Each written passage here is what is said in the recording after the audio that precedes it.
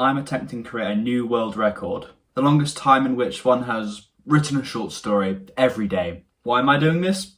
Don't ask me. Anyway, hope you enjoyed today's instalment. 37. Justice.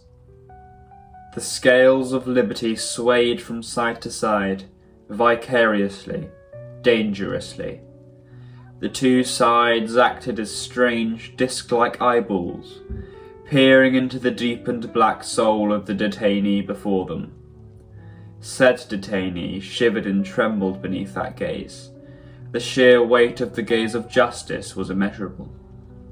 To the man, a meek and malaise member of the fold of society, justice had a weight about her that was truly unequivocal. She stood before the detainee, the world around them colourful, but also fractal-like. In every one of those colours, therein lay another colour, which in turn harboured its own pattern and internalised colour, and so on. The fractal stretched to cover everything in this strange world, the ground, the horizon, and the sky. Whilst it was feverishly warm and overwhelming, whilst it was difficult to comprehend, it was far more warm, far more comforting, than the filthy look of cool composure stricken upon Justice's face. Her skin was a brutal, cold grey. She was cold in both heart and body, a statue. Yes, she was a statue, a group project worked on by all meek and malaise members of the folds of society, so that she may punish the few that wrong the whole. "What's my punishment?" the detainee said, small and morose. "Execution," Justice returned. Her voice was slow, completely impartial to it all. She spoke as if she were ordering a meal from a fast food place, but she had no capacity for understanding the pleasures of human taste buds. She spoke as if she were reading off a script for an advertisement, but she had no capability of comprehending why one might want to pay for the product she was selling. A ball of energy, protest, lay dormant yet agitated within the detainee. "What can I do to right my wrong? I don't want to die." Justice did not respond.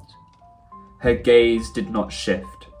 Her lips remained sealed, and the scales did not tip. "Say, even if I did do what I'm being accused of, I want, more than anything, to live." The detainee's voice was monotonous, forcibly so, but was crumbling under the weight of their words. "You've threatened me with death. It's not like I'm going to re-offend." They repeatedly bit at their top lip. They cut themselves off, briefly. "I'm not the same person that did what I did." The voice descended in pitch, becoming quieter, more shaky. "If you send me back in time, into my body when I did it, I certainly wouldn't do it. So you're punishing the wrong person." They looked up at Justice, wells of tears forming in their eyes. "There's nothing I can do to take it back. So my life is forfeit. How's that right? I'm a human being, gifted with the grandeur of both joy and sorrow. I have hands to work with, and a mind to use. Keeping me around would be a benefit to everyone, don't you think?" Their voice split, the sobs fully emerging now. I'll work my ass off. I just don't want to die. I don't want to spend the rest of my God-given life in regret and self-hatred. I want to change. I want to live a better life." They sucked in a sharp torrent of breath through their teeth. "Can you grant me that, Lady Liberty?" Justice did not respond. Her gaze did not shift. Her lips remained sealed, and the scales did not tip. "Execution," she repeated, with the enthusiasm of an underpaid, overworked university student. But she had no concept of pain or suffering or empathy for those stuck in impossible situations.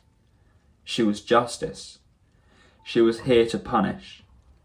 So when she lowered her hand to tap the detainee on the skull, as it popped off like popcorn in a fryer, she felt nothing, said nothing, refused to even flinch. Because empathy wasn't her responsibility. Her responsibility was death.